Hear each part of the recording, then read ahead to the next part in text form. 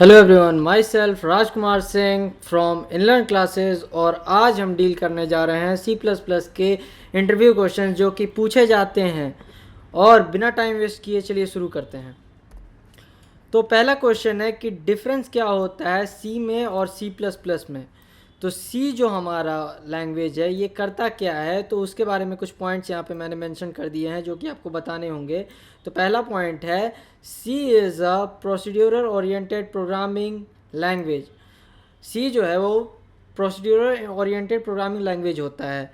Then C does not support data hidden.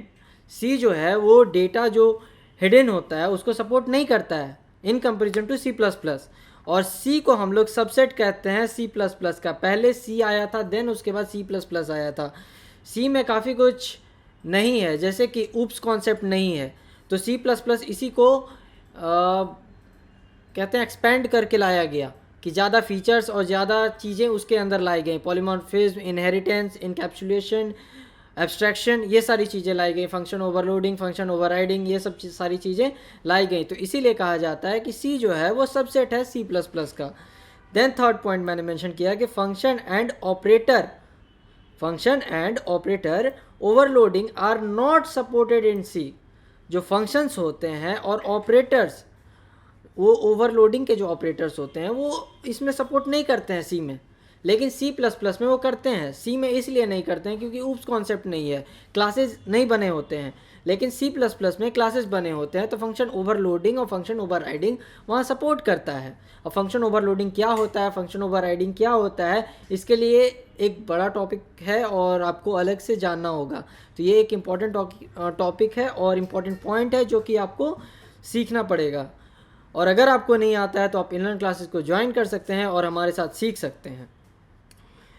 So second last question है कि second last point है कि name space features are not present in C। Name space feature जो होता है वो C में नहीं होता, C++ में होता है। Then function can not be defined inside structure.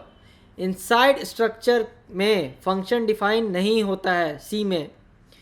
Then C++ में देखा जाए तो ये है object oriented programming language. Object oriented कहने का मतलब हो गया कि जैसे कि हमारे फिजिकल वर्ल्ड में मानिए कि हम हैं, ये घड़ी है, ये माउस है, ये लैपटॉप है, तो इस एंटिटीज़ का एक स्ट्रक्चर है। और जो वर्चुअल वर्ल्ड है वहाँ पे भी एक ऑब्जेक्ट बनाते हैं, वो स्पेस लेता है, वो एरिया लेता है और उसी के बेसिस पे वो टास्क को परफॉर्म करता है। तो वो ऑब्जेक्ट ओरिएंटेड प्रोग्रामिंग लैंग्वेज के अंदर आ जाता है, जो कि C++ प्रोवाइड करता है और C नहीं करता है। Then data is hidden by encapsulation. Encapsulation में डेटा हिडन होता है to ensure that data structures and operators are used as intended। Data structure जो हैं और ऑपरेटर इस तरीके से उनको इनकैप्सुलेशन में डाला जाता है, हिडन किया जाता है कि वो इंटेंडेड हो सके, ठीक है, use as intended. Then C++ is a super set of C। पहले ही मैंने बोला कि C का वो एक्सटेंड वर्जन है C++ और उसका एक्सटेंड है Java. Then function and operator overloading is supported in C++। में मैंने कहा कि फंक्शन ओवरलोडिंग और फंक्शन ओवरराइडिंग ये सपोर्ट करता है, इसलिए करता है क्योंकि वो ऑब्जेक्ट ओरिएंटेड प्रोग्रामिंग लैंग्वेज है। Then name space is use by C++। Name space C++ के थ्रू यूज़ किया जा सकता है और काफ़ी हद तक हम भी यूज़ करते हैं और आप भी यूज़ करते होंगे अगर आप जानते होंगे। और अगर आप नेम स्पेस के बारे में नहीं जानते हैं तो आप जा कर के सीख सकते हैं इनलर्न क्लासेस के साथ। इनलर्न क्लासेस के वेबसाइट पे आप विज़िट कर सकते हैं inlearn.in पे, और वहाँ से आप हमारे साथ जुड़ के सीख सकते हैं और ख़ुद को बेहतर बना सकते हैं और अपने इंटरव्यू को ईजी वे में क्रैक कर सकते हैं। Then which avoids name collisions, जो कि अवॉइड करता है नेम कोलिजन्स होने के, जो होता है ना नेम कोलिजन, जो कि टकराव होता है। मान लीजिए कि एक ही नाम से हमने कई तरीके की चीज़ें बना देती हैं, ऑब्जेक्ट्स वगैरह, तो वहाँ दिक्कत होती है। तो ये सब चीज़ें होती हैं कि वो जाननी होती है, इसीलिए मैं बोल रहा हूँ कि नेम स्पेस पढ़ लीजिए। और ऑब्जेक्ट ओरिएंटेड एक बहुत इंपॉर्टेंट टॉपिक है जो कि पढ़ना पड़ेगा आपको, और इसीलिए मैं कह रहा हूँ कि अगर आप नहीं जानते तो आप इनलाइन क्लासेस को ज्वाइन कर सकते हैं और सीख सकते हैं, क्योंकि काफ़ी सारे न्यू चीज़ें हैं जो कि काफ़ी डीपली बतानी होंगी, और हम इतना डीपली नहीं बताएंगे, हम इंटरव्यू पॉइंट ऑफ व्यू से आपको बताएंगे। तो अगर आपसे पूछा जाए कि नेम स्पेस कहाँ यूज़ होता है, सी प्लस प्लस में होता है, तो आपको बताना होगा कि जी हाँ सर, सी प्लस प्लस में नेम स्पेस यूज़ होता है और सी में नहीं होता है। Then function can be defined inside structure. Function जो है वो स्ट्रक्चर के अंदर डिफाइन किए जाते हैं सी प्लस प्लस में, और सी में नहीं किए जाते हैं। तो ये हो गया डिफरेंस कि क्या क्या डिफरेंस होते हैं। छोटे छोटे मैंने पॉइंट्स बता दिए हैं, और खुद को बेहतर बनाना चाहते हैं तो इनलाइन क्लासेस को ज्वाइन करें। चलिए नेक्स्ट पॉइंट की ओर बढ़ते हैं, जो कि सेकंड क्वेश्चन है हमारा, व्हाट इज पॉलीमॉर्फिज्म। पॉलीमॉर्फिज्म होता क्या है। ऑब्जेक्ट ओरिएंटेड का 4 पिलर होता है, पॉलीमॉर्फिज्म, इनहेरिटेंस, इनकैप्सुलेशन और एब्स्ट्रैक्शन। तो उसी में आ जाता है पॉलीमॉर्फिज्म। पॉलीमॉर्फिज्म होता क्या है, तो simply means have many form. Many form कहने का मतलब हो गया कि मान लीजिए लेते हैं हम लोग एडिशन, कभी हम लोग 2 नंबर का सम लेते हैं, कभी 3 नंबर का लेते हैं, कभी 4 नंबर का लेते हैं। लेकिन क्या होता है कि ऑब्जेक्ट तो एक ही है, ठीक है, लेकिन अलग अलग डिफरेंट सिचुएशन पे वो चेंज हो जाता है। मान लीजिए कि अगर 2 ऑब्जेक्ट का हम सम करते हैं, ए का और बी का वैल्यू दे करके, और वही दूसरी जगह पे वही ए और बी का वैल्यू को डिवाइड करते हैं, तो वहाँ ये पॉलीमॉर्फिज्म यूज़ होता है कि उसी ऑब्जेक्ट को हम लोग 2 अलग सिचुएशन पे यूज़ कर रहे हैं, इसी को पॉलीमॉर्फिज्म कहते हैं हम लोग। And this occur when we have multiple classes, और जब हम मल्टीपल क्लासेस भी बनाते हैं, जब मल्टीपल काम करने होते हैं, उनके अकॉर्डिंगली हम लोग ये पॉलीमॉर्फिज्म का यूज़ करते हैं। अगर मान लीजिए कि मैं यहाँ अभी इस वक्त टीचर हूँ, तो मैं घर पे अपने मानिए कि घर पे अपने मम्मी का बेटा हूँ, देन उसके बाद और भी कहीं कंपनी में काम कर रहा हूँ तो एम्प्लॉय हूँ, और भी कहीं जा रहा हूँ अगर किसी से मिलने, तो वहाँ के लिए मान लीजिए कि मैं कुछ और स्टूडेंट भी हूँ। तो ये सारी अगर बातें आप समझ रहे हैं तो एक ही ऑब्जेक्ट है, जैसे कि मैं एक फिजिकल वर्ल्ड में ऑब्जेक्ट हूँ, लेकिन काम मैं अलग अलग डिफरेंट फॉर्म पे कर रहा हूँ। उसी तरीके से वर्चुअल वर्ल्ड में सी प्लस प्लस में ऑब्जेक्ट एक ही होता है, लेकिन काम वो डिफरेंट सिचुएशन पे अलग अलग करता है। देन मैंने यहाँ मेंशन कर दिया है कि पॉलीमॉर्फिज्म 2 टाइप के होते हैं। पहला होता है कंपाइल टाइम पॉलीमॉर्फिज्म, और दूसरा होता है run time polymorphism. Compile time polymorphism होता है कि जब हम लोग कोड को कंपाइल कर रहे होते हैं, जब हमारा कोड पढ़ा जा रहा होता है कंपाइलर के थ्रू, तब पॉलीमॉर्फिज्म काम करता है। उस वक्त भी कंपाइल करते टाइम जब ऊपर से नीचे तक एक बार रीड कर लिया। देन रन टाइम हो गया कि जब वो रन कर रहा है, जब वो प्रोग्राम एग्जीक्यूट हो रहा है, चल रहा है, उस वक्त भी ये पॉलीमॉर्फिज्म काम कर रहा होता है। देन थर्ड क्वेश्चन है, एक्सप्लेन कंस्ट्रक्टर इन सी प्लस प्लस। ये एक बहुत ही यूनिक और कहा जाए तो बहुत ही इंपॉर्टेंट पॉइंट है कि कंस्ट्रक्टर पूछा जाता है कि कंस्ट्रक्टर होता क्या है, क्यों यूज़ करते हैं। तो सी में होता है कि नहीं होता है, सी प्लस प्लस में होता है कि नहीं, ये सब पूछे जाते हैं। तो अगर आपको नहीं आता है तो आप इनलाइन क्लासेस को ज्वाइन करें और सीखें। The constructor is the member function that is executed automatically when an object is created. जैसे ही ऑब्जेक्ट हम बना देते हैं तभी ये क्या करता है कि ऑटोमेटिकली उस फंक्शन में जितना भी प्रोग्राम एग्जीक्यूट करना है वो ऑटोमेटिकली कॉल कर देता है कंस्ट्रक्टर।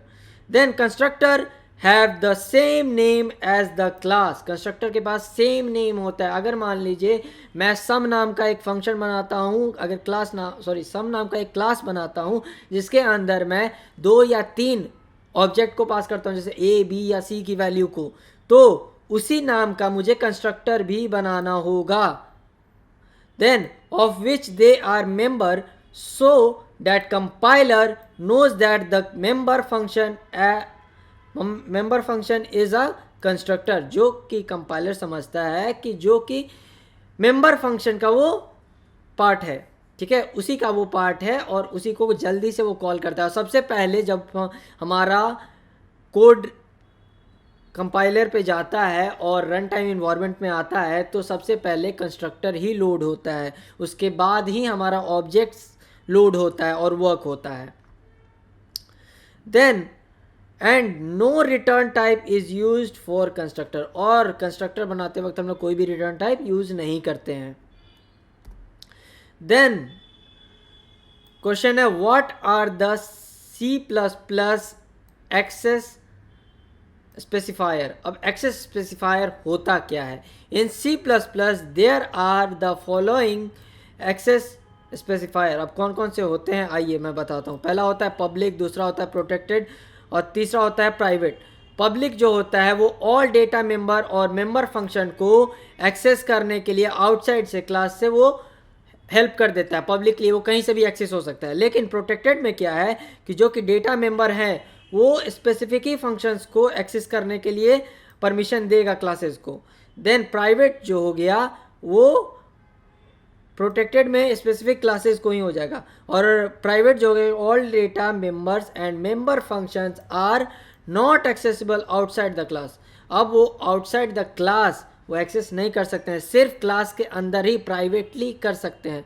जैसे मान लीजिए कि ये रूम है, ठीक है, इस रूम में ही कोई काम हो सकता है तो वो प्राइवेट हो गया। प्रोटेक्टेड हो गया कि इस रूम के बाहर में एक और रूम है, वहाँ पे मैं काम कर रहा हूँ और मैंने इस रूम में अपने एक फ्रेंड को बोल दिया कि भाई ये काम करना है, तो वो वहीं तक होगा, उसी तक काम होगा। उसके बाद जो दूसरा रूम है या दूसरा स्पेस है उसमें वो काम नहीं होगा। लेकिन पब्लिक क्या है कि अगर वो बाहर रूम है या मान लीजिए वो उससे भी बाहर कहीं और है, उसने एक्सेस दे दिया तो वो भी यूज़ कर सकता है, जो कि इस रूम से बाहर है मैं भी यूज़ कर सकता हूँ, मेरा फ्रेंड भी यूज़ कर सकता है, और जो भी और स्पेसेस हैं वो भी क्लासेस जो बनेंगे वो भी यूज़ कर सकते हैं।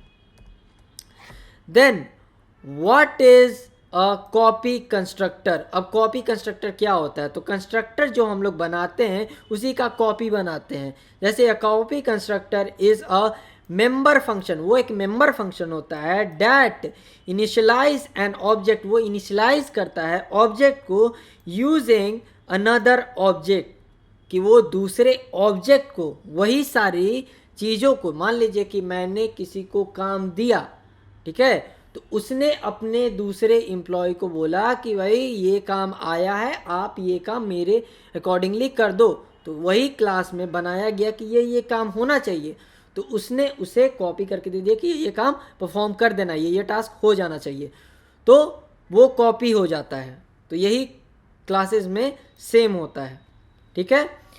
तो अब तो आप समझ गए होंगे कि क्या पूछे जाते हैं, और भी हम वीडियोस बनाएंगे। आप सब्सक्राइब कर लें चैनल को, बेल आइकन को हिट कर लें कि हमारे वीडियोस आप तक जल्द से जल्द रीच कर सकें और आप हमारे बारे में जान सकें और बेहतर से बेहतर खुद को बना सकें।